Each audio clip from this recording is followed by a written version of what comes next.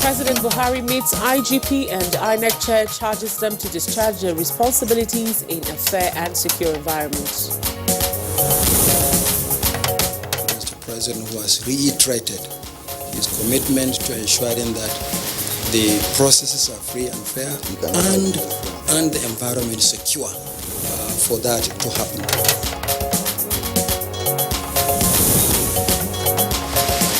Federal government calls for synergy in the signing of treaties and agreements by government agencies.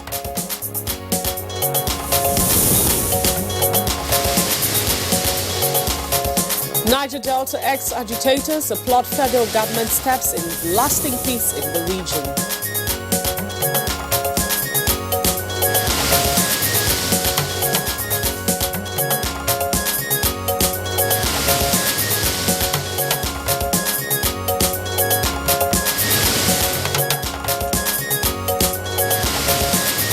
And in today's edition of Good Morning Nigeria, we shall take a look at curtailing incidents of fire outbreaks in the country. Now, fire disaster incidents across the country in recent times have become a major cause for concern. Experts say it should remind Nigerians of the need to mount the needed safeguard against the phenomenon, both at home, in offices, and in public places. Yeah, exactly, Rhoda. Because despite the federal government's advice to members of the public to be vigilant and guide against any action which may lead to fire, especially in this Harmattan season, the number of fire outbreaks in different parts of the country in the first week of January 2020 alone has left a trail of destruction and ashes in its wake. And just as people were welcoming the new decade, some traders in Plateau State were counting their losses after a fire engulfed a section of the Katako market in Jos North local government area of the state. 14 shops were completely burnt as the affected section of the market was razed to the ground before the arrival of the fire service. A very unfortunate incident indeed, Kirian. Yeah, you are right. And sadly too, the Kaduna State capital was also on the news when barely 24 hours after a gas explosion incident resulted in the death of the chairman of the Nigerian Atomic Energy Commission, Professor Simon Malam, his son, and 3 others at Sabon area of the city of Kaduna. Another fire outbreak destroyed property worth millions of naira at a building that houses offices and banks along Amadu Bello Way. Another painful incident is the case of 3 siblings killed in a fire outbreak that happened at Ehen Grammar School area of Molete, Ibadan, Oyo State. The fire incident, which happened on January 3rd, late at night, reportedly from candlelight, trapped the children in their room. The police is said to still be investigating that incident. And still in Oyo, Ruda, the popular Akasa market located in Oyo town in the state was razed down to the ground a few days ago, in the early hours of Sunday, to be precise, consuming property worth millions of naira. 1 person was also confirmed dead, while 2 others sustained injuries in the incident. Another midnight fire occurred in the hills of the Akesa Market incident, this time in Ibadan, the Oyo State capital, engulfing the Iyakangu Furniture Market. Unfortunately, no life was lost in this inferno, except for goods worth over 500 million naira. One wonders why this has become so escalated that in the past decade, no year has come to pass without recording incidents of fire outbreak across the nation. It's as if it's a recurring decimal. And that's why we're here this morning on the show. And of course, a bit of the angry youths, turned against the men of the fire service in the Oyo incident for not being able to put out the fire before it burnt everything down. Now, what is the big challenge, with the fire service, you may ask? What is the difficult why is it difficult, for the fire service to combat fires, and what do they need to be better prepared to rise up to the challenge of successfully putting out fires wherever they occur across the country, and how best can the incidents of fire outbreaks be curtailed in the country? Well, it is obvious that more needs to be done in curtailing the increase in incidences of fire outbreaks in the country. The worst part is that the victims usually have, no fire insurance. How can Nigerians be persuaded to see the importance of insurance, not just for their cars, but for homes, offices, and markets against fire and other disasters? We'll have guests to take up these issues in the course of the program. And it's on this note we warmly welcome you to this midweek edition of Good Morning Nigeria. We're taking a look at curtailing fire incidents or fire, outbreaks in Nigeria. I'm Rhoda Anonam. And Kingsley, Kirian, not too long ago we had the fire, service here with us in the studio. I don't think it's up to 4 or 5 months ago. And, we discussed extensively on some of the issues that traders or people who have been victims of this fire incident have just gone through, some of the challenges they had. And, they boldly told us that, look, they don't have such challenges and they've dealt with it. And it's just quite unfortunate that we're getting to see that again. Yeah, we've also hosted the fire officers, on this very issue. And, of course, today, one of them is going to be here with us in the studio to, of course, let us know why the persistence of the difficulty they encounter across the nation in trying to put out fires. I am Kirian Umayo. Do remain with us this morning for about an hour and a half on the program Good Morning Nigeria, broadcasting live on the network service of the NTA. We shall, as usual, bring you complimentary segments of the program, newspaper review, business, and others. For now, let's join Musbao Dan Rahab for this morning's news highlights. A very good morning to you, Musbao. It's a very good morning, Kirian. Let's take a bit of the news. Welcome. President Muhammadu Buhari has restated his unshakable resolve towards engendering a free, fair and credible electoral process in the country.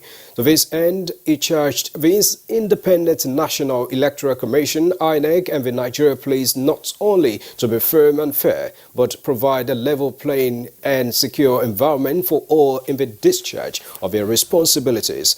This was at a strategic meeting he summoned with the INEC chairman, Professor Mahmoud Yakubu, and the Inspector General of Police, Mohammed Adamu. Reiterated his commitment to ensuring that the processes are free and fair and the environment secure for that to happen. And in securing the environment, the security strategy have to be reviewed and have to be enhanced so as to have an election that violence will not be tolerated, value snatching will not be tolerated. Those that usually participate in such actions, like the politicians, the security agencies, and INEC officials, this time around, they will not be allowed to do that. Still at the State House, but separately, President Muhammadu Buhari this Tuesday granted audience to the former governor of Lagos State and chieftain of the All Progressives Congress, APC, Bola Ahmed Tinubu, in furtherance of his strategic engagement with critical stakeholders towards taking Nigeria to the next level. Your message resonated very well. We have to relax, show concern for the people of the country, and see to the effort of the president that we manifest in the new, united, and prosperous country. Away from the State House, Borno State Governor Professor Babagana Umar Zulum, who was worried over attitudes of some security personnel at Injimtolo checkpoint, Konduga local government area of Borno State, returned to the location to reassess the situation. The governor, on his way to Jakana town to sympathize with victims of Boko Haram attack, was prompted by the long queue of vehicles and passengers to stop and find out why. people in the checking point are receiving 500 naira per person, 1,000 per person. No any reasonable government can accept this one. And with the insurgency, there was an attack in Jekana. Boko Haram came with 5 gun trucks. I was coming from Mauli, and I was told even by Major General B on the road fighting Boko Haram on this road to stop and not go beyond Benishek. There was a fight for 2 hours. 3 Boko Haram were killed. Their corpses are still with us. Nobody. Meanwhile, the Nigerian Army headquarters is to investigate alleged extortion of commuters by its personnel at a military checkpoint along Maiduguri-Damaturu Road. That was in reaction to the allegation made by the governor of Borno State, Professor Babagana Zulum, when he encountered an alleged incident on the roads.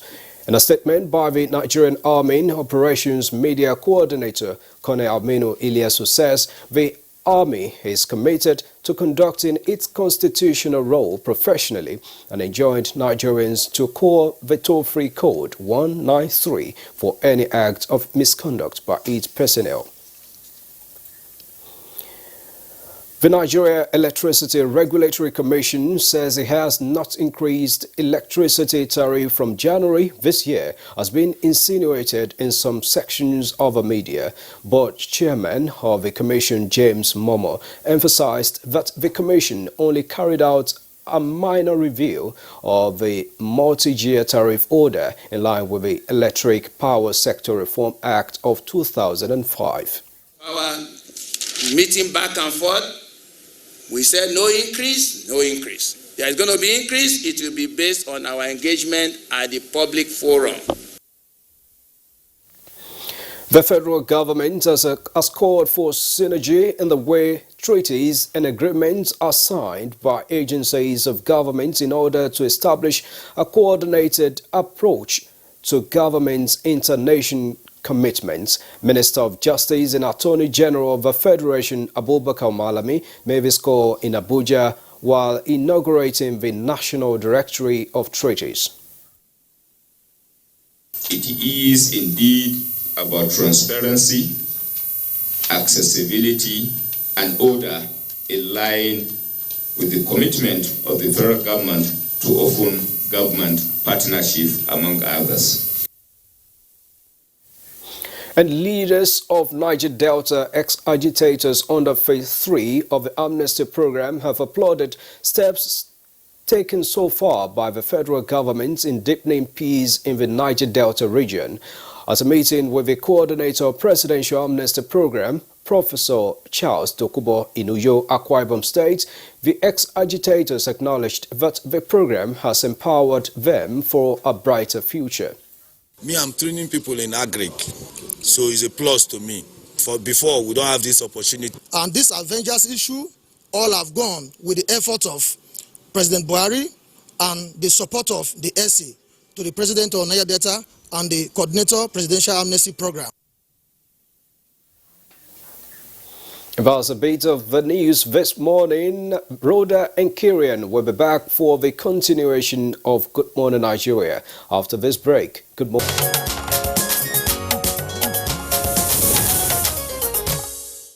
You're watching Good Morning Nigeria. Let's update you in the world of business now. As state governments have been enjoined to replicate federal government's commitment to agriculture.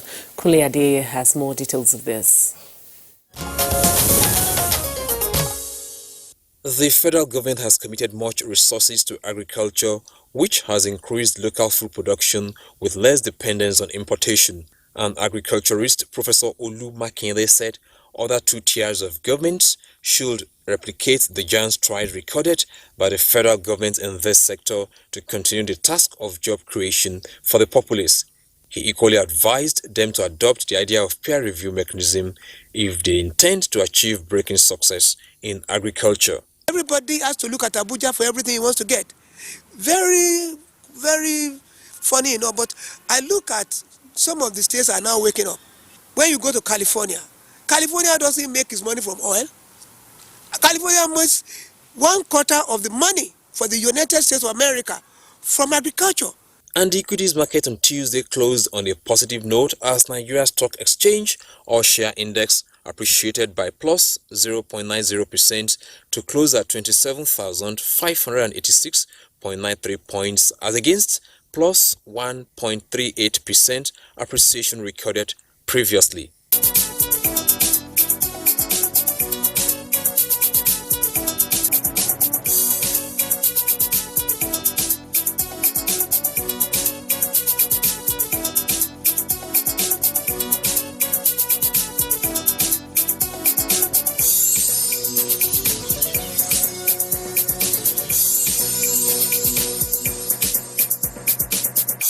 With business news, I'm Kunle Adeyeye. Thank you indeed, Kunle. We appreciate that package. Now, on Good Morning Nigeria is a review of the national dailies. That's next.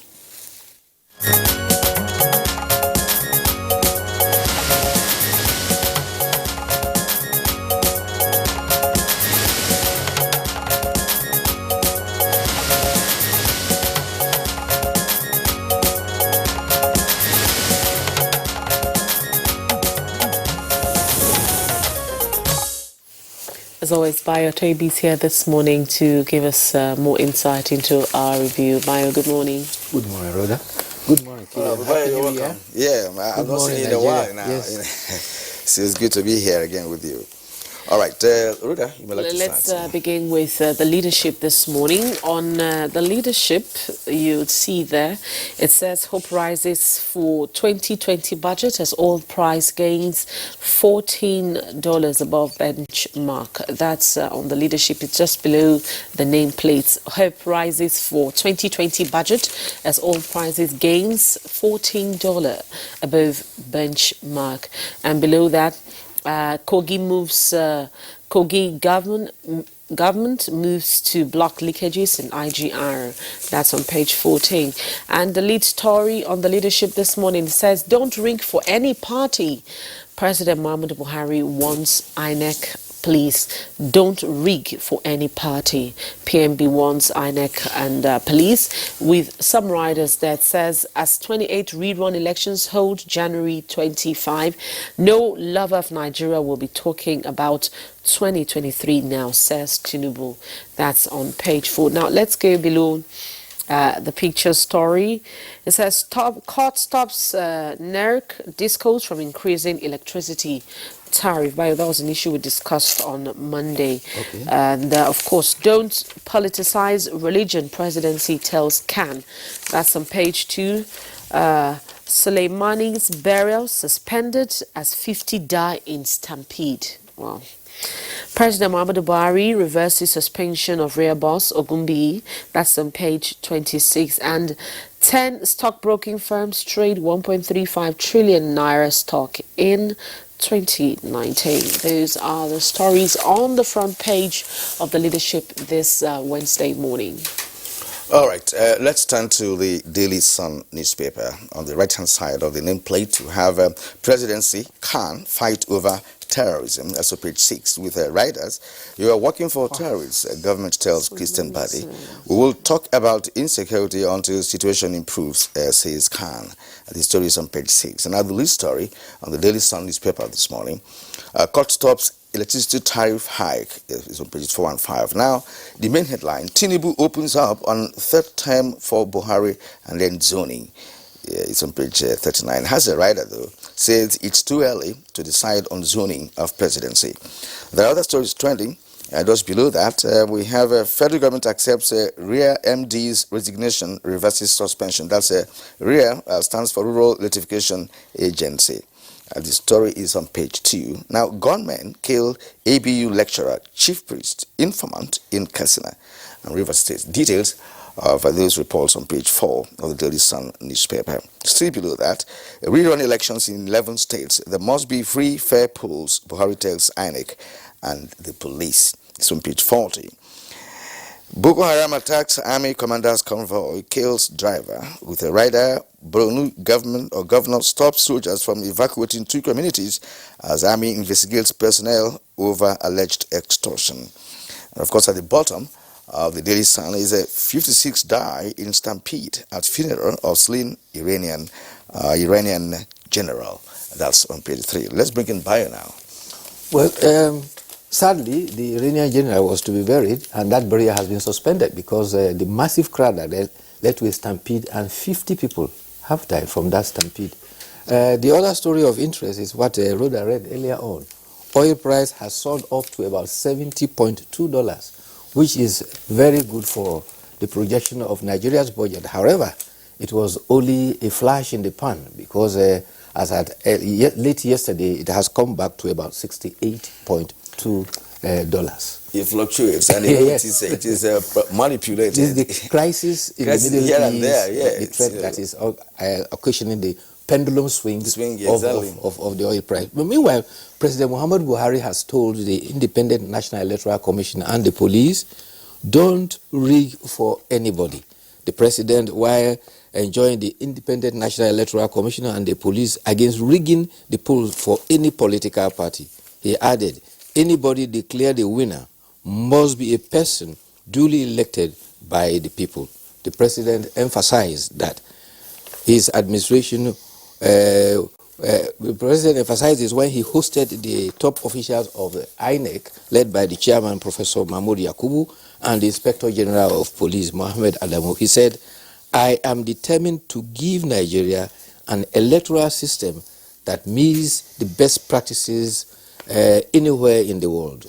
He challenged the INEC chairman to stick to the rules of fair play and justice. To the Inspector General of Police, he also challenged him to determine that scrupulous security of the electoral processes without bias or favoritism.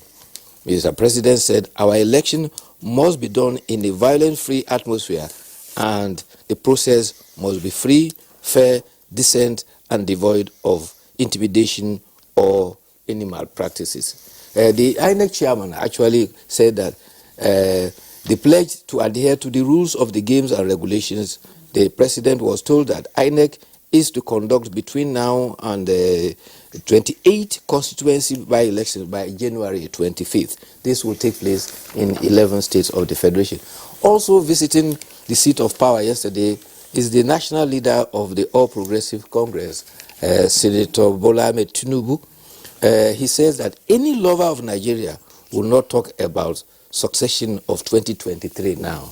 He says that so far, Nigeria's election is over, and the presidency is concerned about just after the election, busy serving, sorting out the budget, and working for the people of Nigeria.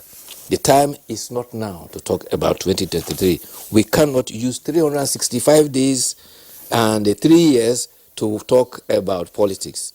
Any talk about that is certainly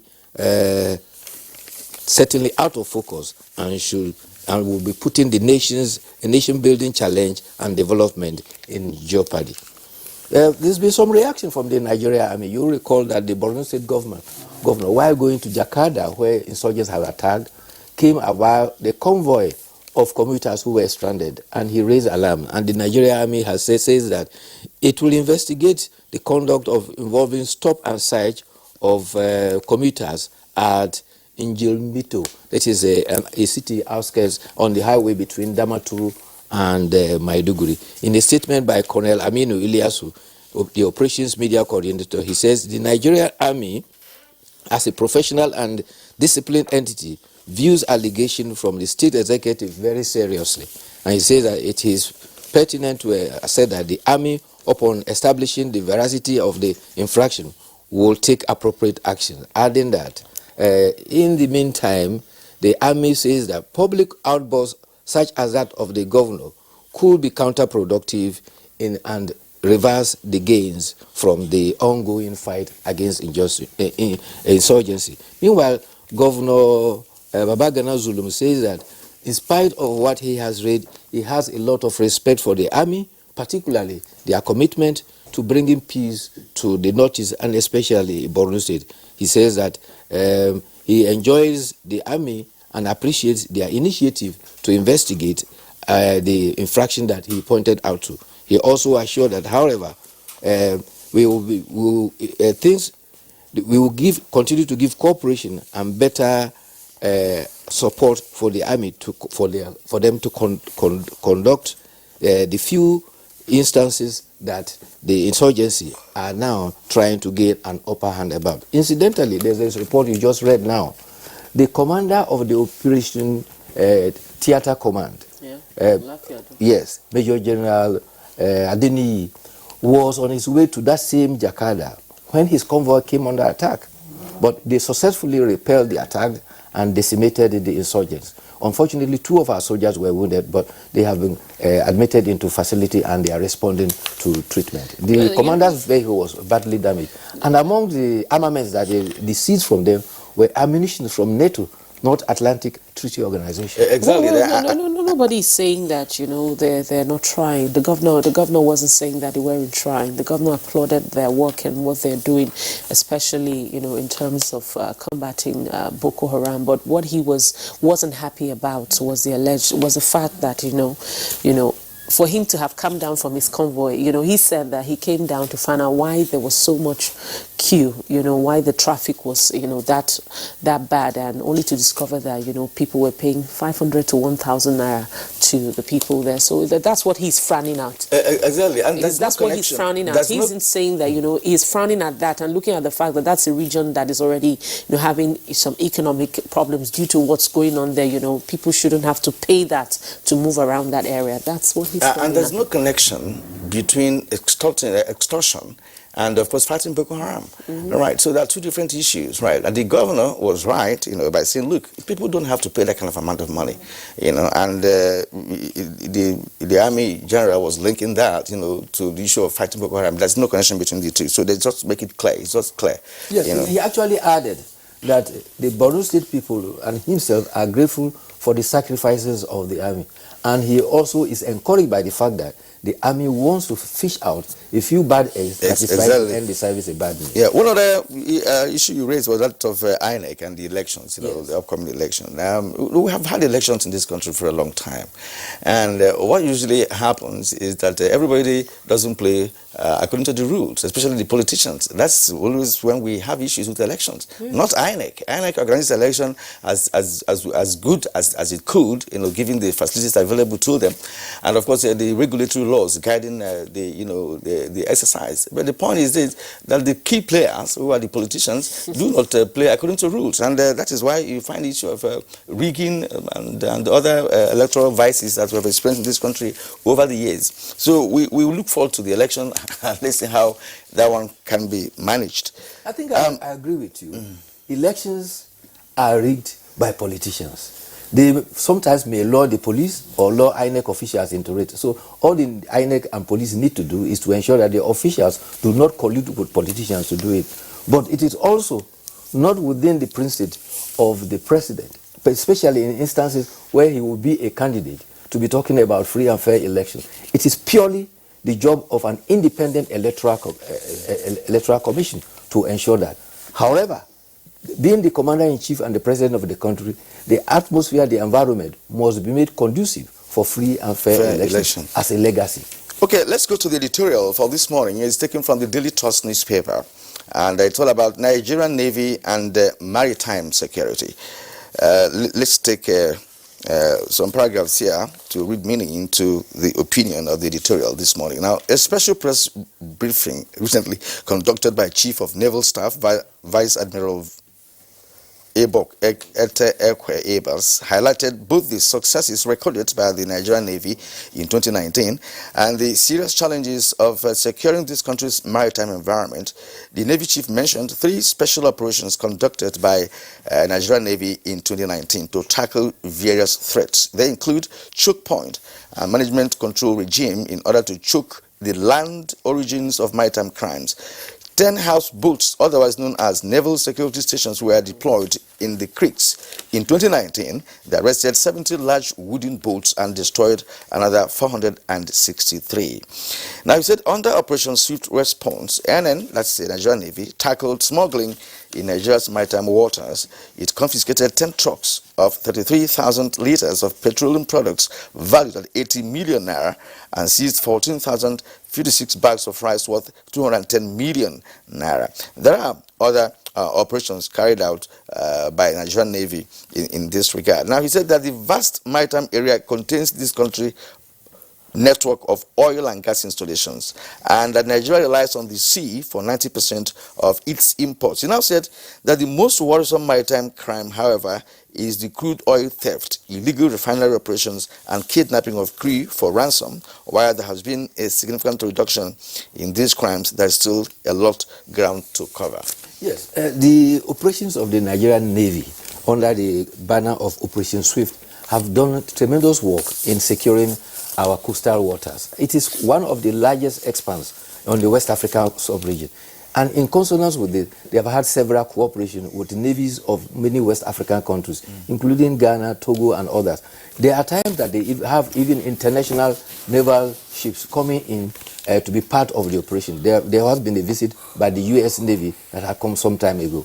But the challenge still remains that you have pirates, particularly those who are indulging in theft in oil, which is still going on. Because it is a high beneficial process, it is risky and it's still going. And the Nigerian Navy is doing quite a tremendous job. There was a time that National Maritime Authority was also said to be indulging in employing some foreign security men to help fight and secure the maritime environment. But be that as it may, the best assurance for us as a nation is the initiatives of the Nigerian Navy, and they are doing quite tremendously well, and it needs our support. All right. Okay, bye. Well, thank you for your analysis today. We hope to see you again tomorrow for more of this on Good Morning Nigeria. Thank you for coming. God willing. All right, we'll take a short break now. When we get back, we'll of course move into the conversation segment of the program.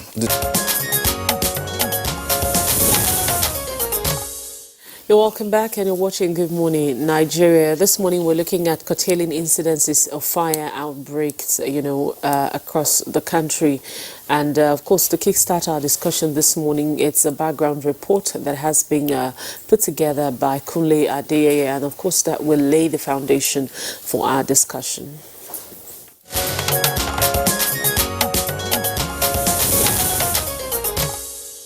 The year 2019 witnessed a series of fire outbreaks like the Onitsha tanker fire incidents, the Yobe Potash fire market, the Santana market fire in Bini, and the Balogun market fire in Lagos. The list goes on and on. The Federal Fire Services had, in anticipation of such incidents, visited some fire stations in the country in preparation and training to curtail the ugly trend, which is usually the annual experience in different parts of the country during the harmattan season. One expects such tour by the service to have identified the major causes of these outbreaks and also the solutions. While Nigerians were still celebrating the new year, the unfortunate trend surfaced again, first with a market burnt down in Jos North local government area at the beginning of the year. Next, the Akeson market in ancient town of Oyo in Oyo State was also razed by fire. As the dust raised by the Oyo town incident was settling, the furniture market in Iyagonku, Ibadan, also became a victim of fire disaster. Kaduna also witnessed similar disaster just a few days ago. These incidents, however, came with some sacrifices as lives were lost as well as valuables worth billions of naira. With some state-of-the-art firefighting equipment reportedly acquired by the Federal Fire Services, why is it so difficult to combat fire incidents in the country? What are the basic safety tips people need to apply to avoid fire outbreaks in their homes and offices? We'll have more insights with guests on Good Morning Nigeria shortly.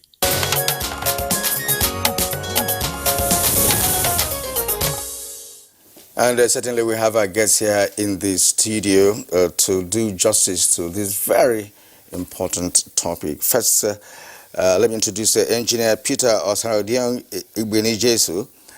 He is here in the studio. Of course, he is the Deputy President, Nigerian Institute of Structural Engineers, a division of the Nigerian Society of Engineers. Good morning and welcome.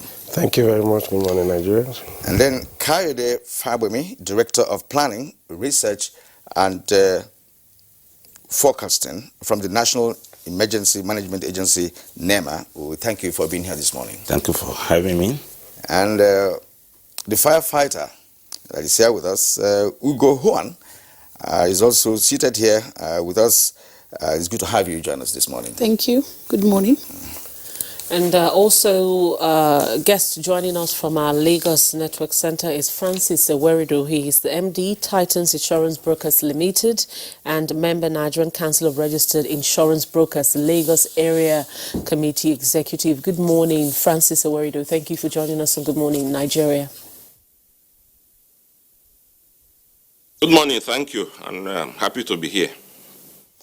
All right, gentlemen and ladies, let's begin the discussion with Engineer Peter Osaridio Benijesu. In your opinion, what appears to be happening, looking at the fact that, considering that towards the end of last year and of course early this January, we have recorded a lot of fire incidences. What do you think is actually happening?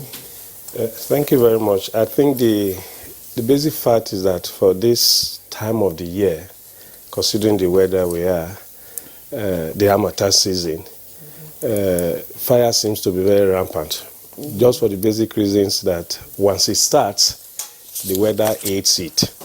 Okay. What we are having from the incidents from the, which you have already shown to us, which we can broadly say is categorized into two, human error and the natural disaster. But the cases we have experienced in Ibadan and other places is purely due to human error, human negligence. Marketplaces are areas which we saw that are prone to fire incidents, in the sense that there are basic things which as human beings we should take into consideration. And once we neglect them, we are just bringing disaster upon ourselves. The basic reasons why these things are escalating is that we tend to just take for granted as if nothing will happen. And before you know it, it's already in our hands.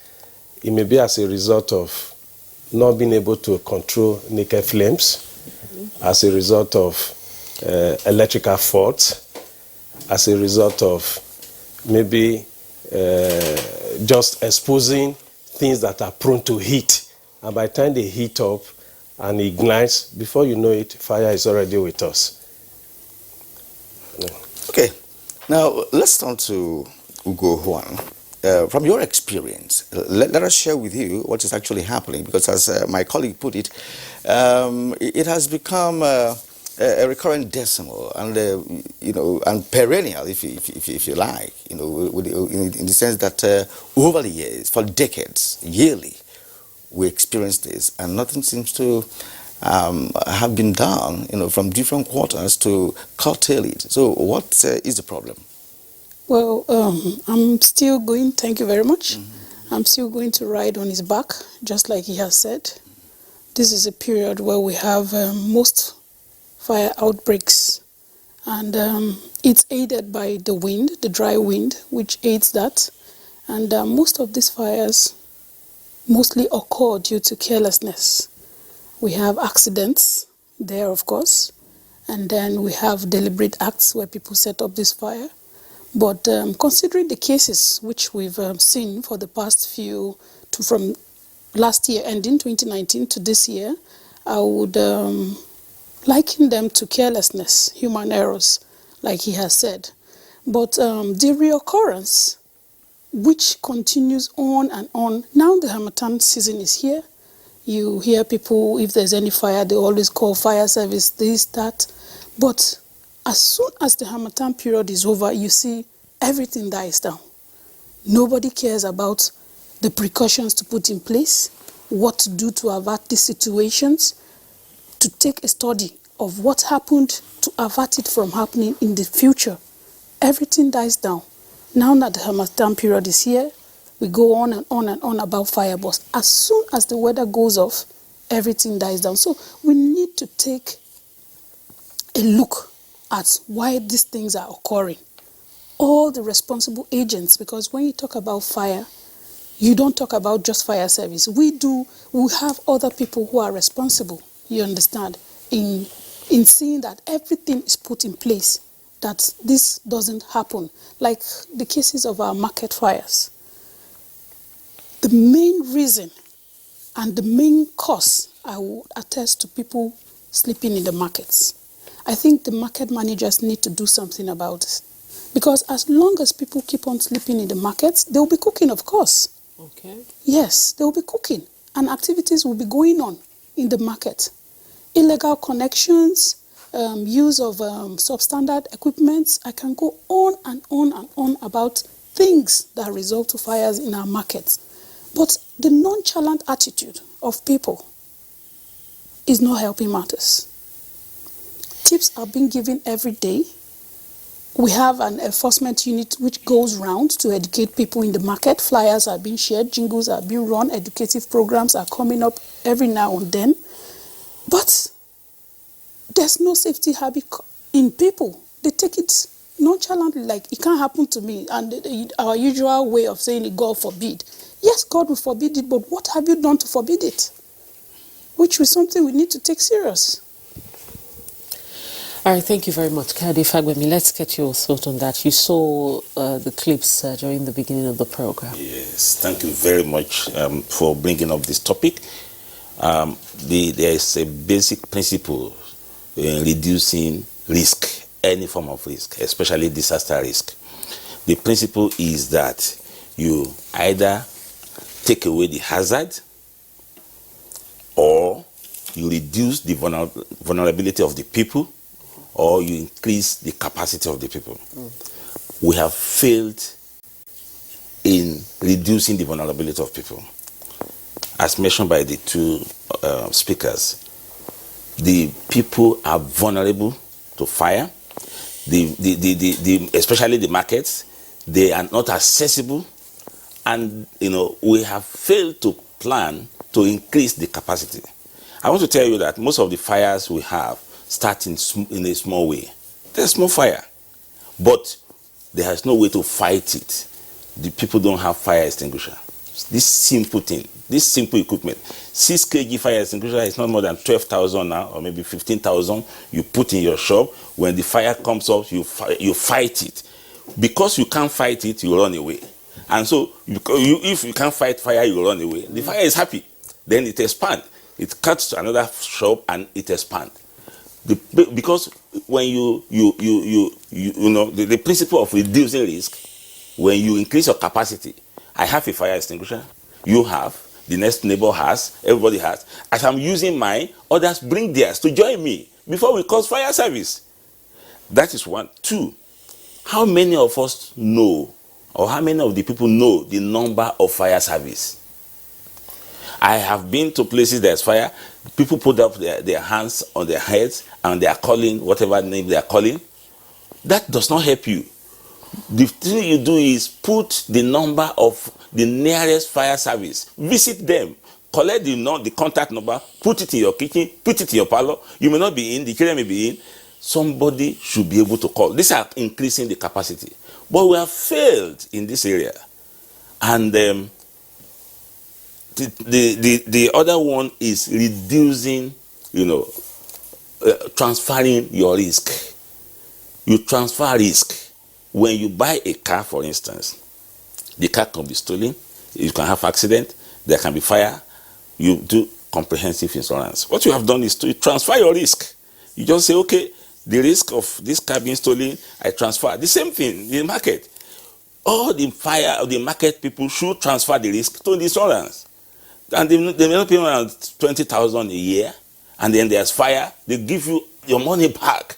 So these are the areas which I think we have failed. There can be fire anytime. Unfortunately, you were here when Wuse Market was not accessible to fire men to go to fight fire. Everywhere that you have shops, all the roads closed up until a minister stood up and said, no, this can't happen. This is what starts happening in most of the markets you see. You can't have access. You can't pass through. So when there's fire somewhere, they'll be looking at it. They can't move. So those are the areas where we have failed, and we need to go back. So urban planning, and this has to do with our local government, our state governments. All right, so you have already raised a number of issues here. I just wanted to just add to what... before you do that, yes. Let's go to Lagos before you do that. But already you have raised a number of issues that are so pertinent to this conversation that we'll have to actually, delve into in the course of the program. But for now, let's go to our friend in Lagos, Mr. Francis Weredo. Now, we will go into the intricacies of fire insurance in the course of this conversation. But for now, and from the experience you have garnered over the years as an insurance person, let us know your thinking, towards what the problem really is. A situation where we have escalated fire outbreaks in the country year in, year out. What's your take?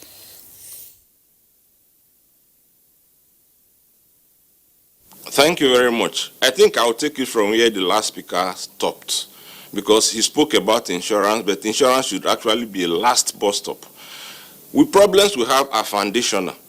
One, you have an issue of poor housekeeping. In Nigeria, there's very, very poor housekeeping, both in homes and then in markets. At least 90% of the fire incidents that have been reported in the last 3 months happened in the markets. Why the markets? Number one, just as he pointed out, they are not accessible. But even before you call fire service, I've said this so many times. Every shop in the market should have a fire extinguisher as a policy.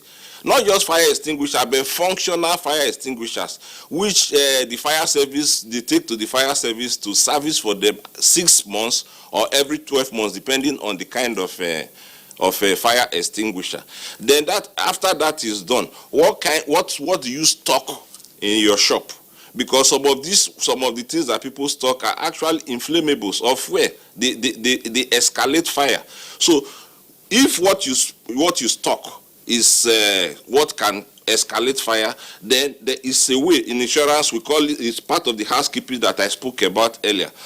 We encourage you to, maybe at the end, if for instance you are a sawmiller, and when you are done at the end of the day, you should pack the sawdust. You have to evacuate them from there. And then the other thing is that use of generators and all the rest. If you go to some markets, it's just a cacophony. Generators everywhere, and these people, they store fuel in the market. At the end of the day, they put them in their shops and they go. And just as the last speaker also said, some people stay in the market. At the end of the day, because of the nature of our markets, everybody should go home, and then the place is locked up, and then the main source of power is switched off. Because some of this power starts from electrical appliances, some are power surge and all the rest. If you do that, you curb the fire. You have to do your housekeeping before you even get to the issue of fire service. Then the other thing is that I was just looking around, and I found out that in Lagos, the only market where I saw fire service, there might be more, but the only market where I saw fire service was Tejwoshu. Every market should ordinarily have a fire service station. Every market should have a fire service station, because if you have it, then you don't. The turnaround time is very, very short. The one within the market can start fighting the fire while you call the fire service to come and back it up. But the problem we have sometimes is that when the fire starts, just like the first speaker said, it starts as like a candle light. The man does not have a fire extinguisher in the shop, so he runs away, and then the market does not have a fire station, and then they have to call the fire service. In a place like Lagos, you have issues of hold up and all the rest. Before it gets there, the fire has escalated, and then other issues come in. Then at the end of the day, you have more issues to deal with. So housekeeping is very, very important in this, before we even come to the insurance, which we say we are going to deal with later. Thank you. All right, thank you very much, Francis Ewerida. Let's get back to Ogowan. Ogowan, one thing is quite clear in all of the, of course, statements that have been made so far, and that is the fact that, there's human error, there's natural, errors to all of these things. But then, as an agency that deals with firefighting, knowing that the Hamatan is one season that, you have a lot of these outbreaks. Are there any special trainings you do? Are there alerts that sometimes when you have security issues, you see the IGP will say, okay, I'm putting a red alert and saying, okay, policemen should be everywhere at this time. December, you see FRSC everywhere, every corner you turn, just to make sure that the accident rate.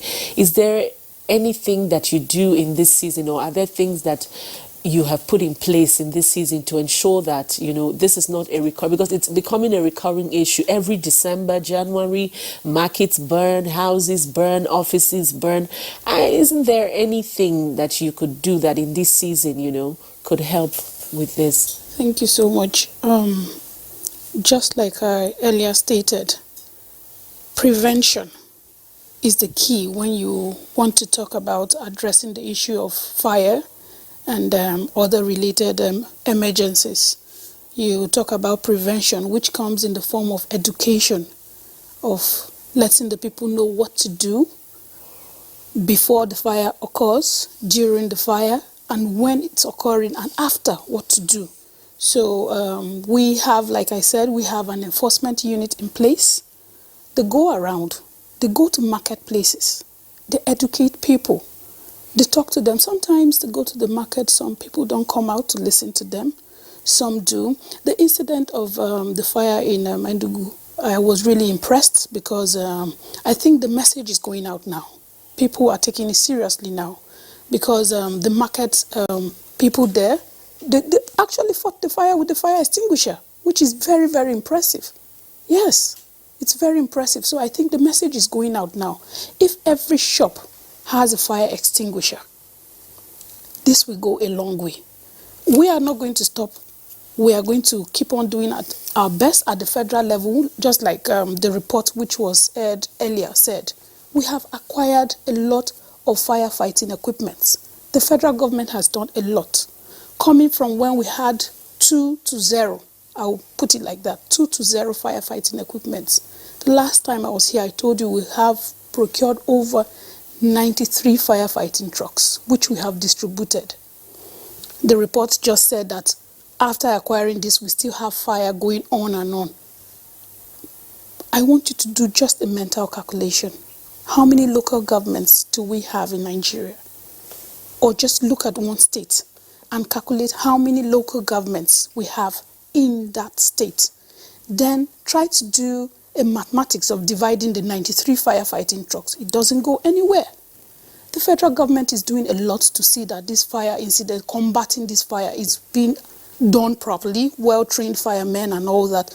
But the state needs to replicate this action. Go on, I understand what you're saying. We will in the course of this discussion look at the issue of states, how you're working with states or how you're getting states to also be a part of it. What I'm saying is, don't you think that, once it's December or before December to January, there should be like a special operation in terms of fighting fire? That is how your men should be on red alert, knowing that, look, this season we are prone to this issue. Whether you educate people, you don't educate people, look, we have to be on standby. Just at like markets, you mentioned, we have the FRC standing on the road. Obviously, we cannot stand up. We are stationed in our stations. That is why it seems like we are not there, but we are there. We are in our stations 24/7. It doesn't matter the season, the weather, or anything. We are always on standby. All you need to do is just call our line, which most people fail to do, like the last speaker stated. You go to a fire scene and you see people crying and wailing. Nobody has the number of the fire service. What's your number, your fire service? 080-3200-3557, or you can call 112. Anytime you listen to a program, I always advise, this is another opportunity to call on the public. As these numbers are called, you can just open your phone, punch it in and save it as emergency. You don't know when you will need it. It could be your neighbor. You could be passing by. We have such calls where we have callers running to report a fire they don't know anything about. So these are just the issues. We are always on alert to fight any fire. We are always there. Okay, I think what Rhoda was just trying to driving at is the fact that there needs to be a kind of measure when Harmattan season sets in. Thank you, that will Kyrian. that will sensitize people, let people understand. No. You have made your point. Yes, and exactly. and it's quite understood. That's what I'm saying. That jingles go on and on. We go to school. We even have people who are posted to primary schools now. Like I said, enforcement units. This is something that goes on and on. Not That is what the you weather. do. I'm saying this is what you do all year round, which is understandable. My point. We shouldn't wait for the weather. It's being done all the time.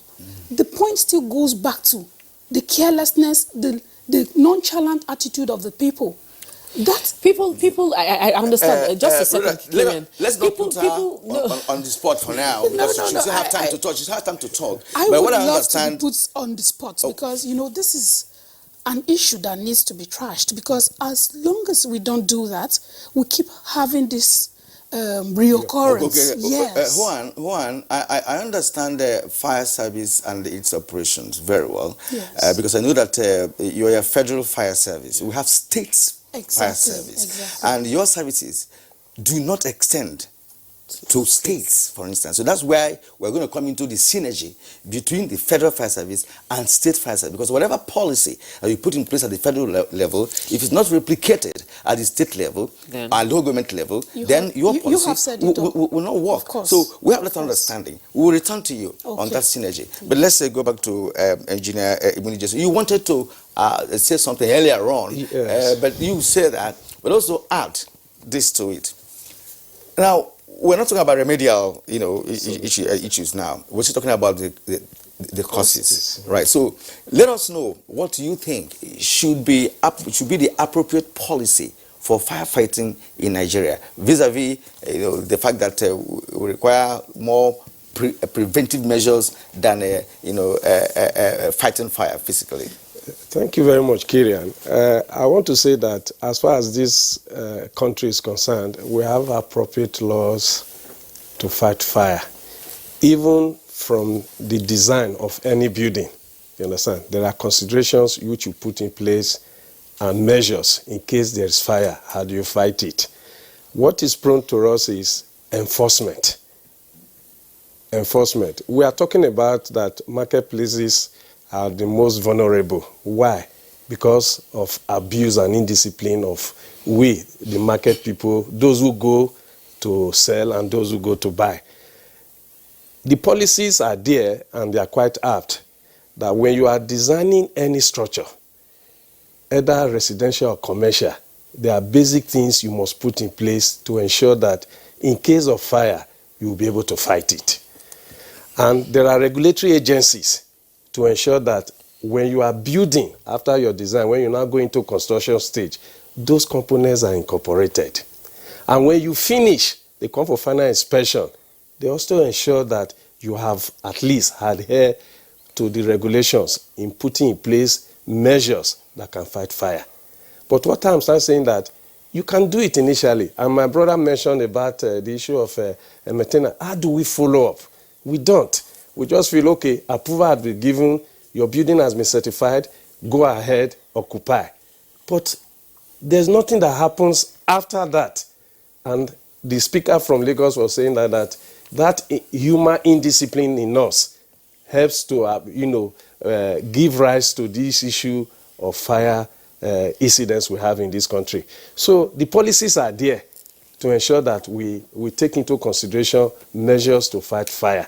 But after that, what do we do at user stage, implementation stage? Take, for example, the market. I'll tell you this, the markets that have gone on that we have had this incident, either in Benin or Ibadan, name it, you discover that the indiscipline of our people is a serious problem. There may be a store, you understand, just earmarked for, but before you know it, the owner of that store has put several attachments. And before you know it, just as we say now, access are being blocked by people who have expanded their stores, their storehouses. And what we are saying is that another thing which we do at the building and design stage, we try as much as possible to specify materials that can withstand fire for some time before help comes. You understand? For us as structural engineers, what we take into, because we know the effect of heat on structural elements. And once there's excessive heat, it can cause damage. And these can result to even structural failures and building collapse. You understand? But what we try as much as possible to do is that when you are doing your analysis, there's something you take into consideration, that you must give ample time. Minimum 1 hour, I can go as far as 2 or 3 hours, so that that element can stand for some time before help comes. That is what we also take into consideration. But over time, once these things are done and they are put in place, nobody enforces them. And we just leave them. We finish, we have commissioned, it's now left for the people. But from time to time, periodically, we should go around to ensure that we enforce these laws, and we ensure that the people we have allocated these marketplaces, market stores to, adhered to what was designed for originally. Don't on your own expand, don't on your own carry out additional things, because just as you mentioned, fire can come from anywhere. And you know, Kirian, even when people go ahead to expand, you know, the market authorities too, they have a lot to do in terms of ensuring, because if you ask most of the people who have attachments, they tell you that they pay for it. Yes. Just recently, I was so happy when I went to the taco market and saw that most of those attachments have been brought down, and the place became clear. Cars could even, move. Let's get to Kayode Fagbemi. Kayode Fagbemi, from your own experience, or what, of course, you work with NEMA, and of course, you're being a part of some of these, rescue operations and assistance to victims of fire. From talking to them, or from what you have seen, and looking at what happens in other parts of the world in terms of firefighting, how appropriate is our response to fire, or how appropriate would you say is the response to fire by the fire service? Thank you very much. Before I will talk about the response, but before talking about the response, I want to tell you the problem we have in Nigeria. Let me not say Africa. We have the problem of our attitude, and we need to change our attitude. Let me give you a simple example. When you buy a car for 2 million, 3 million, you are expected to buy a fire extinguisher of 3,000 naira only. You don't buy until the road safety man or police stops you and say, "Where is your fire extinguisher?" and he books you. This fire extinguisher should save your car. But if the vehicle catches fire, if you are a Christian, you will say, "It is not my portion, it will not come." You will spiritualize this. Or if it comes, you will say, "It is God that brought the calamity." We must change our attitude to know that there is no natural, it's not a natural disaster. It is a disaster we caused. It is human-made. It is we. Those who made the vehicle, as it is even the house, we know. So we need to change our attitude. We need to know that we can reduce the risk of disasters. That is one. In responding to fire incidences, as I mentioned, who should be the first responder? The fact is that the people around should be the first responder.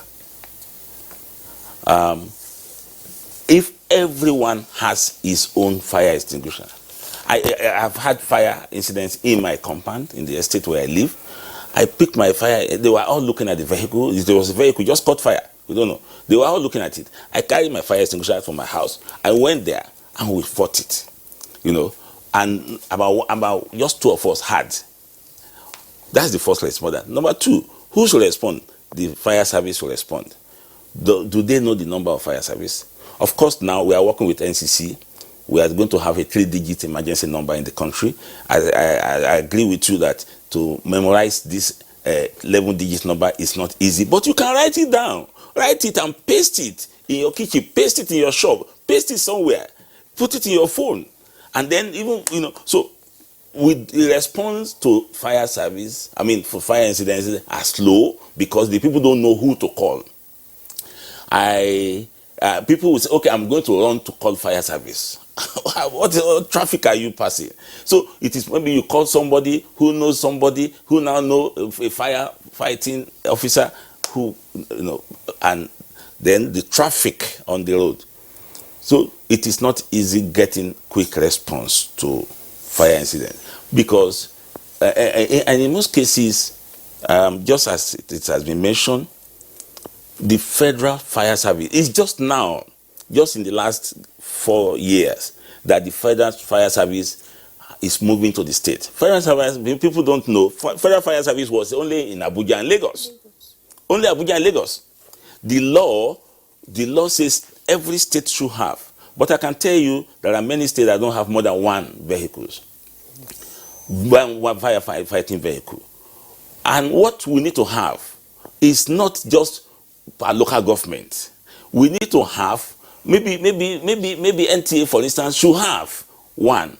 CBN should have, I know CBN has. Every big organization should have firefighting equipment, because if you don't have, all your investment, the money, millions, billions that have been spent can be raised. That is one thing we are not seeing. So we need to know that when we buy this equipment, we are protecting our investment. We are protecting our development. It can bring down to zero level what we have built over the years. So the state government, the local government, they don't see it as a priority. And maybe Lagos State has tried. Some states like Akwa Ibom State, they bought it. But we need more. We need, and more than, it's not just one vehicle, because it doesn't take more than 10 minutes for instance to exhaust the water in a tank. I mean a tanker, and in firefighting vehicle. What about reinforcement? So we need more. We need so many more, and that is where we are. Yeah. We are told that the amount spent by the fire service in New York is more than our budget. Just New York City. So what are we talking about? Yeah. Well, gentlemen and lady, you have hit a point that are very, very apt to this very topic this morning. And we are going back to Lagos to talk to Francis Ewerido. Francis, now let's go into insurance now, because you rightly pointed out the fact that insurance is the last bus stop. But if you recall, insurance business plummeted in this country in maybe late 80s and early 90s, which of course gave birth to this low confidence level on the part of the Nigerian populace. So many people find it difficult to take to insurance, to insure anything, because it's a risk-bearing system. But then at the end of the day, some people find it so difficult, to deal with insurance companies as to when such things occur, such as fire incidents, they don't get anything. So lead us into what it has been over time with respect to fire insurance, and how you have the experience you have with the Nigerians with respect to fire insurance.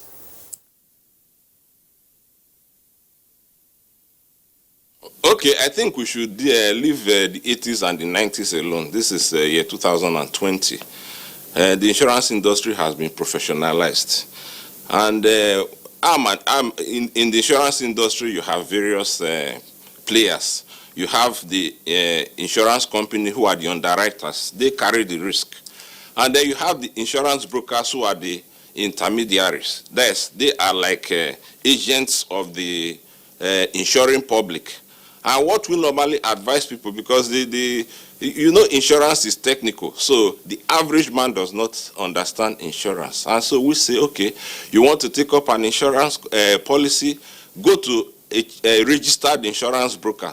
It's very easy to get the registered insurance brokers. The regulatory body, NICOM, that is the National Insurance Commission, has the list of all registered insurance brokers in Nigeria on their website. If you just click NICOM, you get to the website, you see them.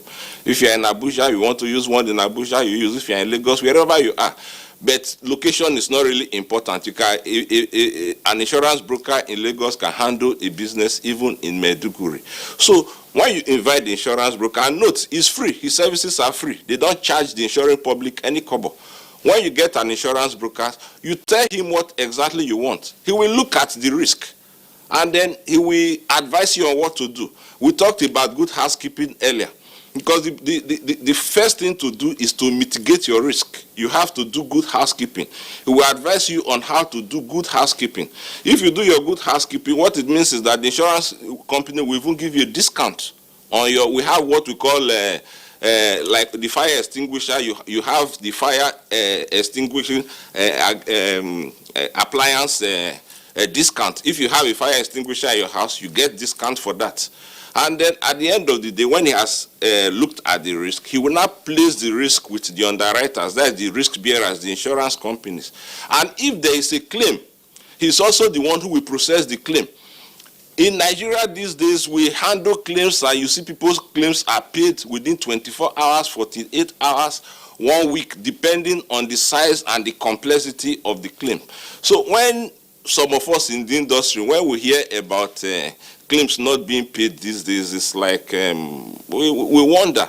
We agree that there are one or two isolated cases, but those are just isolated, as I said.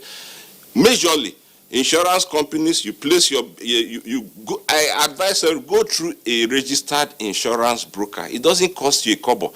In fact, the registered insurance broker will help you to reduce your premium, because he will advise you on how to go about it. He knows the market more than you do. He will place your business for you, and if there's a claim, he will help you get your money. You sit in your office, he will help you complete the documentation where you made mistakes. He will help you correct them, and then at the end of the day, your claim is paid.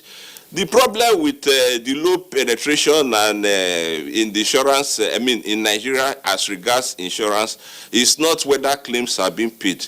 The issue really is that the culture is not there. We don't have an insurance culture in Nigeria.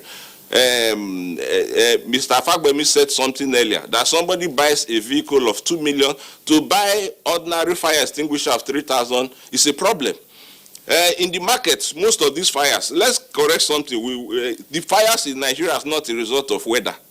The major reason for fires in Nigeria is poor housekeeping, indiscipline in the markets, and they are majorly in the market. What this the weather contributes is very, very negligible, because in October, in November, there were many fires and there was no harmattan. In fact, it was raining during those months. So it's not really the weather, it's our attitude, just like it was observed earlier. So the same attitude, the same nonchalance is what is happening in the case of insurance.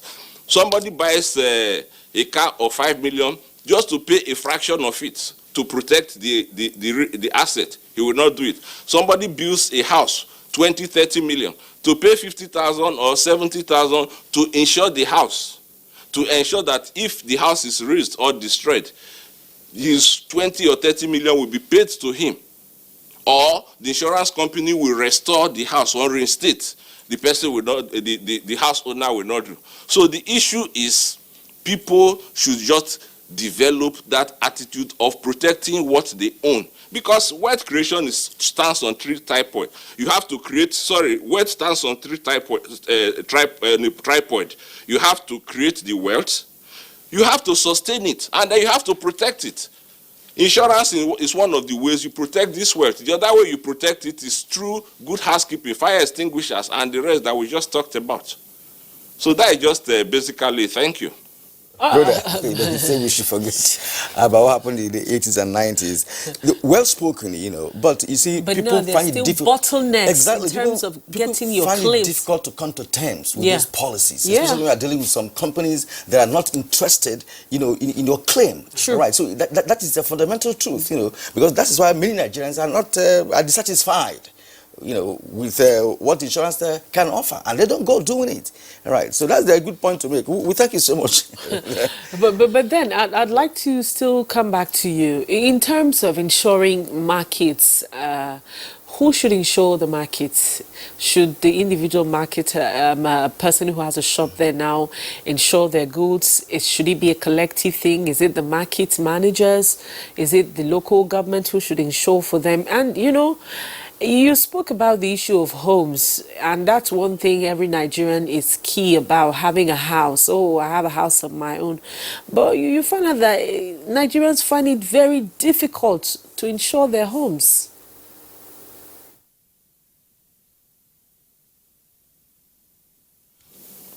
Okay, let's start from the markets.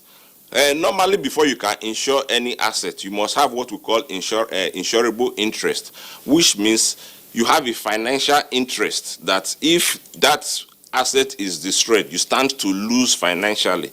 Now, in the case of the market, if it's owned by the local government, yes, the local government has an insurable interest. The people who own shops in the market, the traders, also have an insurable interest. In this case, the good thing about Nigerian markets is that they all have associations. So my own advice is that the association should come as a group and go to a broker. I still maintain it. There are no bottlenecks if you go through a broker, because the broker will take care of all the so-called bottleneck. All you just do is sit back, and the broker takes all the burden. The broker will look at the risk, look at how much premium each person should pay, and mark you if you go as a group. Whereas if you go as an individual, your premium will be 6,000 naira. If you go as a group, your premium might be 4,000 naira. So there is strength in group. If they go as a group, they meet the broker looks at the risk, he packages it and places it. If there are issues, the broker will also be the one to process the claim.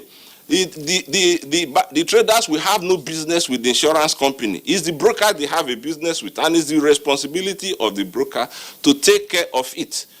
And then, if you come to the issue of house owners in Nigeria, the truth of the matter is that it's the same inertia towards insurance.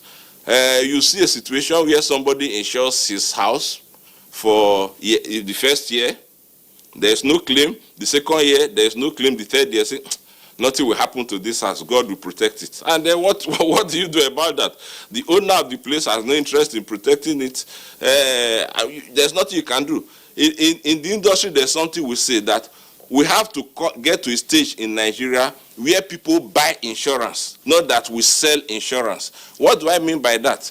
People will voluntarily go and buy insurance, not that they will come and take insurance because you are their brother and they want to support your business, or you are their church member.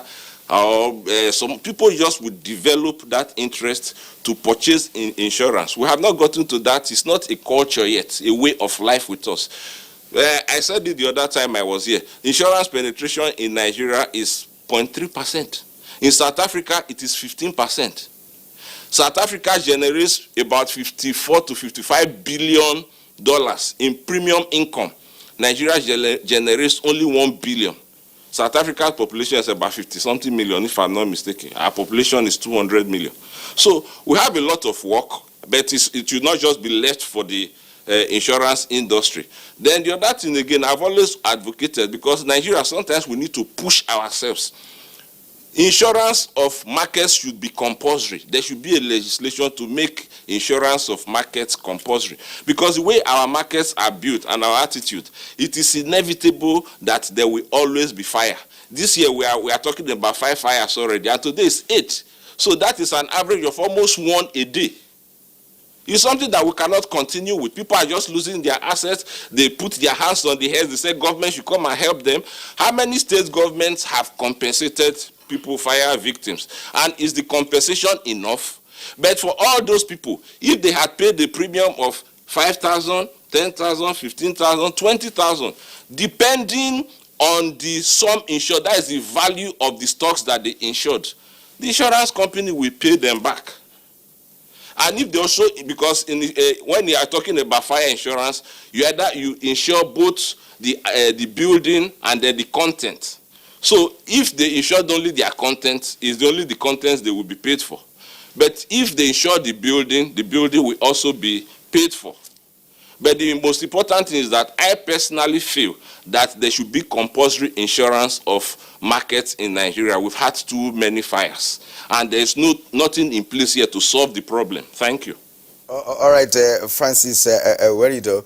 You're so strong in your belief that, of course, we are not yet acculturated, towards taking insurance very seriously. Of course, you made a very good point too, because Nigerians are usually pushed, before they can achieve certain aims and objectives. And the issue of insurance is one. Maybe Rhoda and I may have to consult you personally.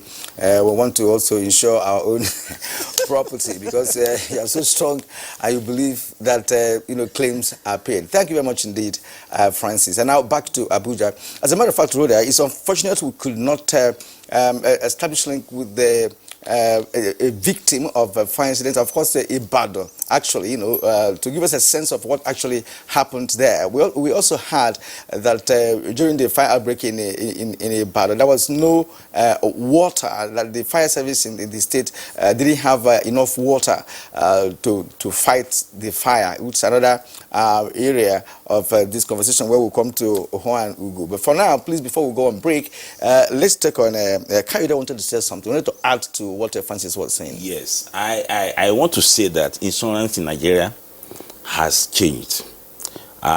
We still have very low penetration, as he said, in insurance penetration, because we have doubt.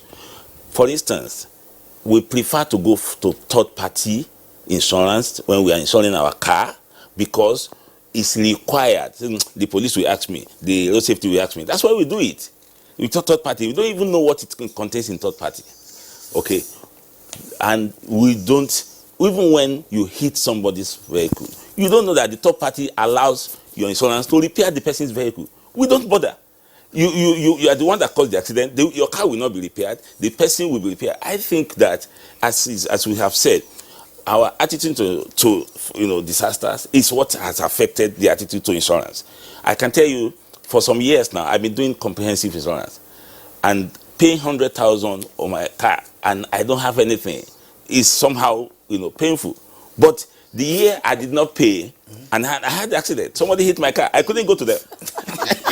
so I know if I had paid, I would have gone there, they would have repaired the car or give me another car. So this is something we need to consciously do. It is, for being a disaster management expert now, I now know insurance is a form of risk transfer. And look at the aircraft, for instance. If they are not insured, the people there, anything can happen. So insurance, I think I'm not campaigning for him, but we are working towards having a big meeting with the NICOM, with all insurance brokers and insurance companies, in order to encourage and this risk transfer. We want them to come out. We want them to, it should not be forced all the time. Let the insurance company, the brokers, go to the market and convince the people. Tell them. And if it has happened in one market, they paid me, others will be convinced. So let them be the one to do the marketing. For us, we are going to coordinate the meeting, because they are part of the stakeholders. We'll call them together, because without that, there's no how government can compensate. Government is not the insurance company. We can only give out, relief for succor. Yeah. Yes, so we can't compensate. And so we want the insurance company to wake up, to go out and convince the people where they are, to let them know that if we insure your goods in the market and there's fire, we pay you. And if it happens in one market, they don't need any marketing again. Those people will do the marketing for them. Absolutely, and that's what we're trying to tell Mr. Francis, where we do that. If there are good reports from people who have insured already, you can't tell me that in the whole market that there haven't been people who have insured over time. If there are good reports, it will sell itself. That's another thing, because there are instances where people have had accidents with their vehicle, third-party insurance, and the insurance company comes and says, okay, we're looking at the vehicle, okay, how come you were the one that did this? How come this happened? Oh, that was as a result of your carelessness, we won't take care of it, or we'll do this and we won't do that. It's all of those policies and bottlenecks that we're talking about. We'll take a short break now. When we come back, of course, some of you have been a part of this conversation via our Twitter handle at NTAGMN. We have your tweets and we'll take them immediately. We come back from the break. Stay with us. All right, you're welcome back, and you're still watching Good Morning Nigeria. Kirian. Yeah, we've just received the signals that our Ibadan studio is through now via Skype, and we want to actually get our guests there. Of course, we've reported the fact that in Oyo town of Oyo State, we have had a serious fire incident that gutted a very big market, and we're lucky now to have Moshood Adewi. Moshood Adewi is the Oyo State Director of Fire Service. Moshood, good morning and welcome to the program. Good morning to you.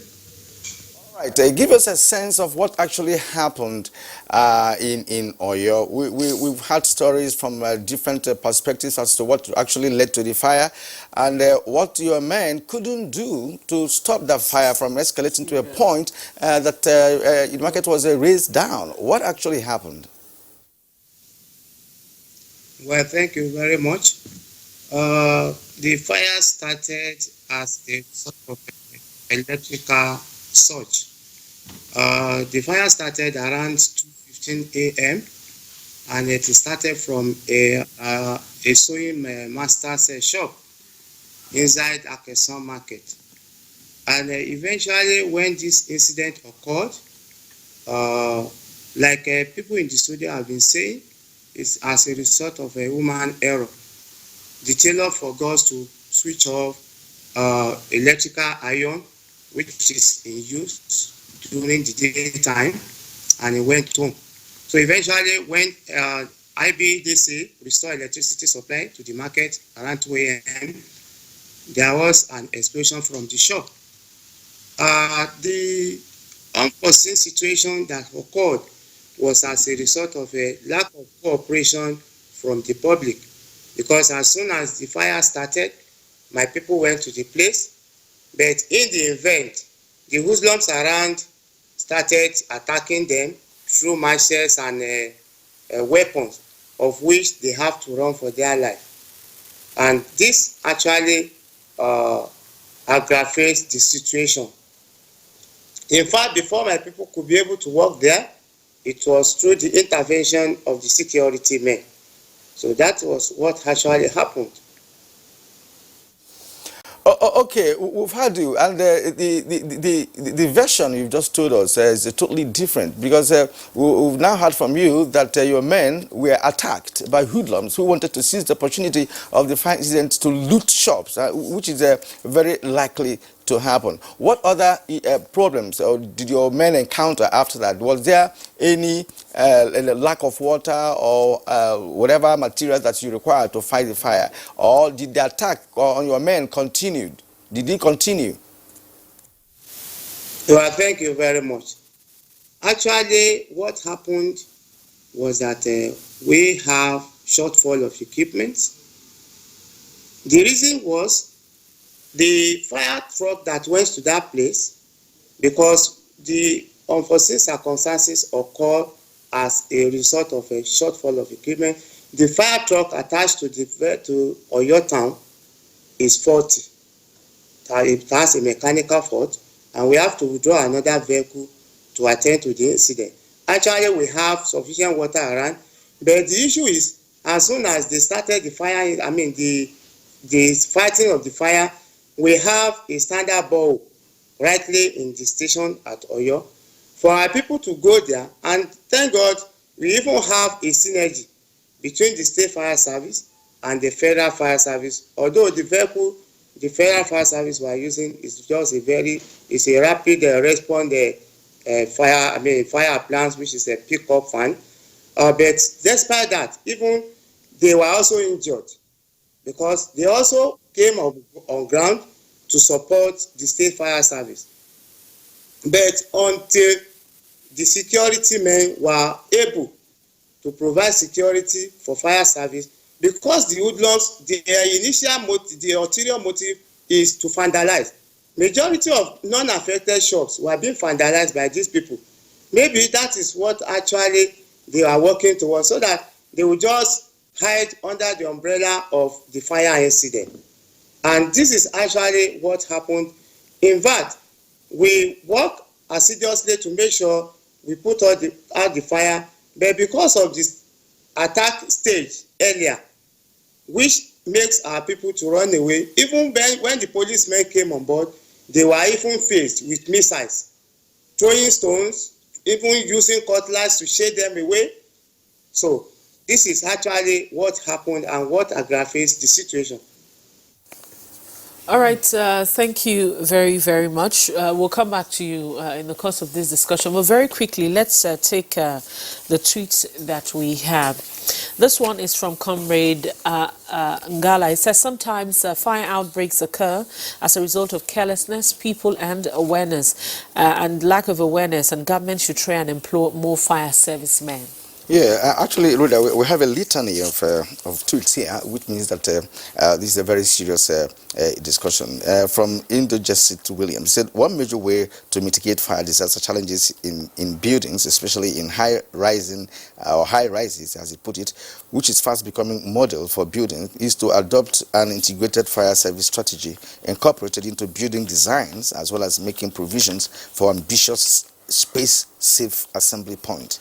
This one is from Mogbola Obabs. He says, agencies saddled with the responsibility of disaster management must ensure that companies, public institutions have safety measures put in place in their various organizations. The agencies must go round and do safety measure assessment in companies. That should be part of their mandate. Caution and precautions are key in disaster management. We must, as a people, individually and collectively, think of our safety and that of our environment every time, especially during the dry season. Bush burning, toying with naked lights must be discouraged. Okay, from Ibrahim Modoaji, there's no massive public enlightenment on how best to prevent and quench fire disasters in public settings like marketplaces. The Federal Fire Service and relevant stakeholders, especially the NOA and the media, should educate and enlighten the public, especially during this period. All right, I'll just underline that during this period, and that was the issue I was trying to raise with you, and that you see the FRSC do regular yearly, every day they're about enlightening people on the road, you know, but because these things still occur, December is like a peak for them. They know that, look, we must be on alert. There's a special campaign for that, and that's what I think the fire service should do, knowing that December, January is a peak period, or February for this issue. There should be like a special program for it. We go out, we have our fire week during this period. Okay. You understand? Yes, we go out, we march out our drums, enlightening, sharing flyers, educating people just like they do. Okay. And just like I mentioned, they are so pronounced just because they are stationed everywhere on our road. If you are going to work, you see them. We go to the markets. If we're in the markets, if you are passing by, you can't see us.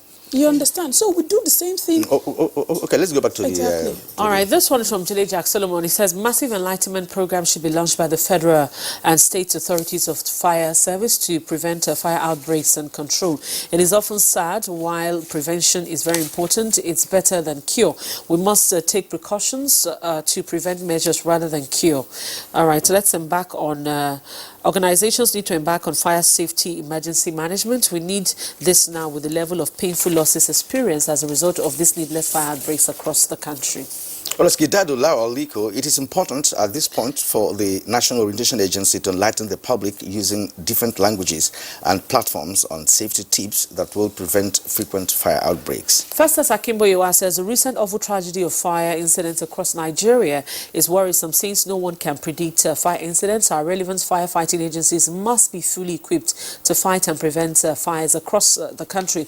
The most effective way of curtailing fire is prevention. Property owners should be compelled to carry out comprehensive fire risk assessment. Now, Gideado Lawal, you just read Festus Akimboyewa, right? Now, Titmus Monday now, he said, I would prefer a situation where laws are enacted to enforce the use of fire protection devices in building structures and promote firefighting enlightenment campaigns for the citizens. Unfortunately, fire services are inept and underfunded to carry out such assignment. I would like you to not to use the word inept. You can only say they are underfunded, which is very clear to us. And this one is from Mike Anyaku. Mike Anyaku said, I recently attended a program in Panama, USA. Our take home from that program was that the best method of fighting fire is prevention. So our best effort in fighting fire in Nigeria should be prevention. You may have all the equipment in the world, but prevention is very key.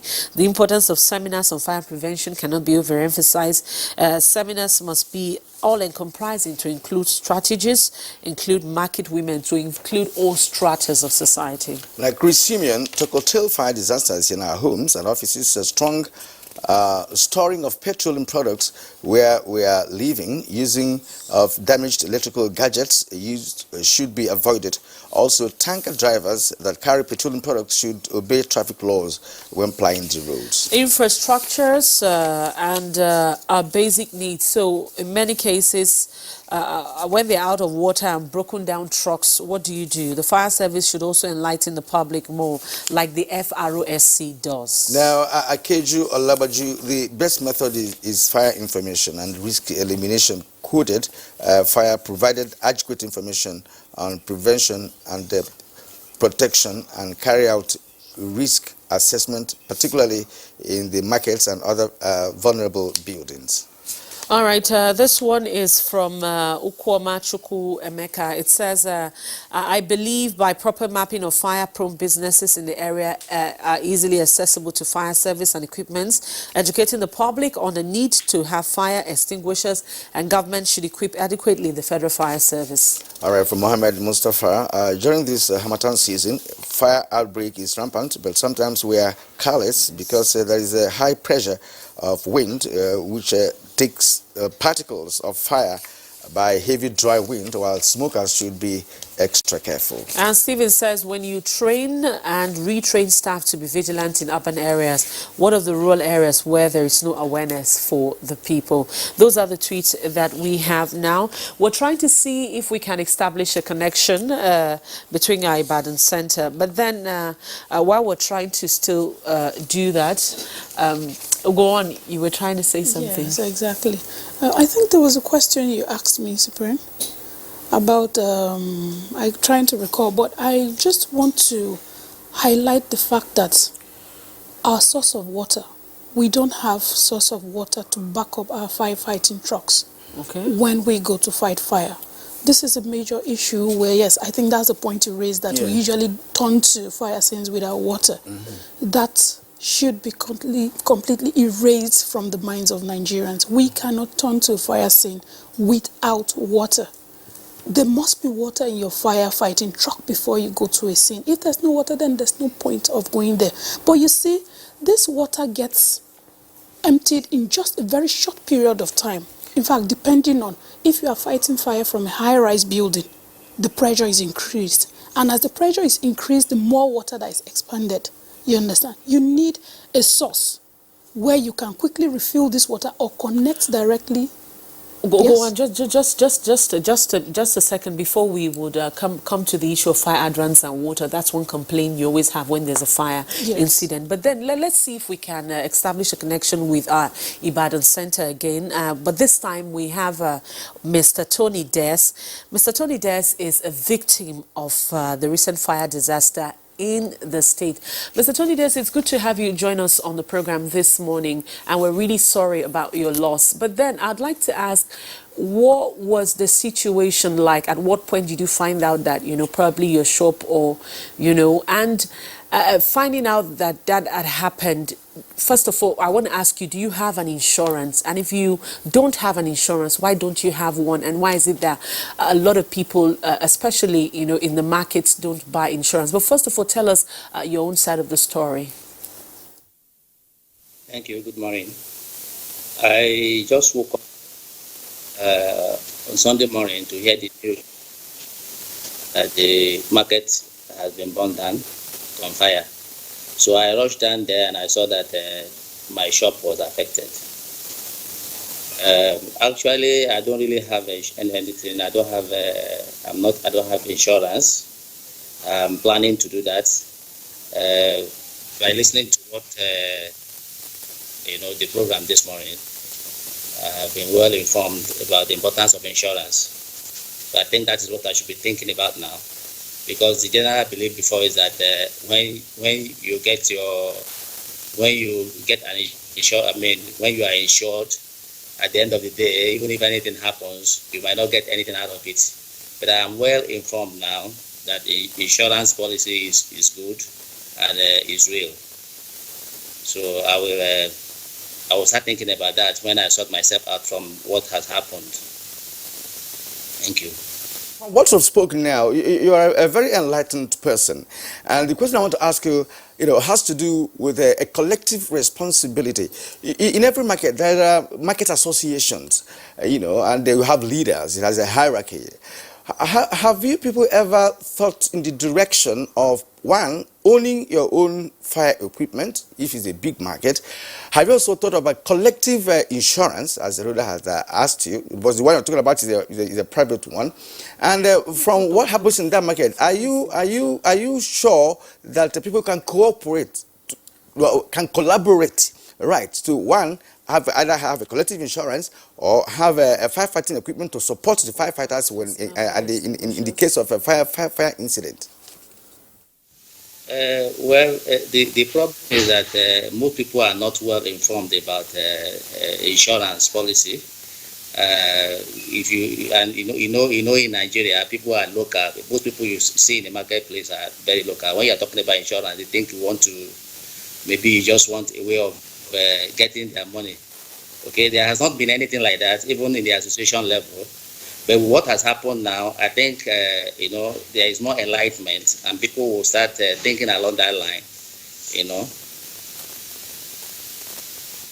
Of, just as Kieran asked now, in terms of, fire prevention, whether as a group or, a market association, at that times you've held meetings as to, just in case there's a fire, this is what we could do, or ways of preventing it. When you hold your meetings, are there enlightenment as to, people should turn off appliances when the market closes? Are there measures that you put in place in the market there within yourselves as to, okay, everybody should have a fire extinguisher, or nobody should sleep in the market? Are there laws like that, to prevent fire incidences? Do you discuss it as a group or individuals in the markets?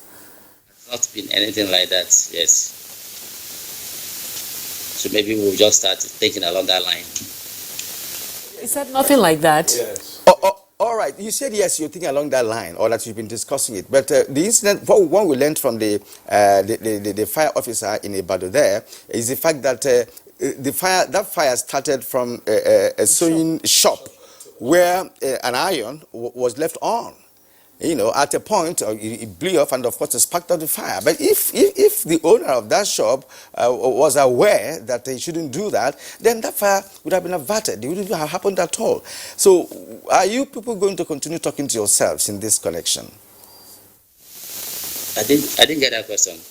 Okay, what Kieran was saying was that, for example, what happened there now, we learned now, is that a shop owner left iron, pressing iron on and left, and by the time the light came, that thing blew up, and, that was where the fire started from.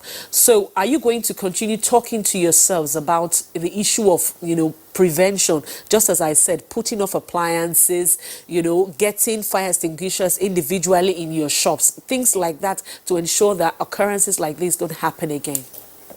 Definitely, we are going to start talking about that. Personally, I think I'm going to carry on that crusade. Personally.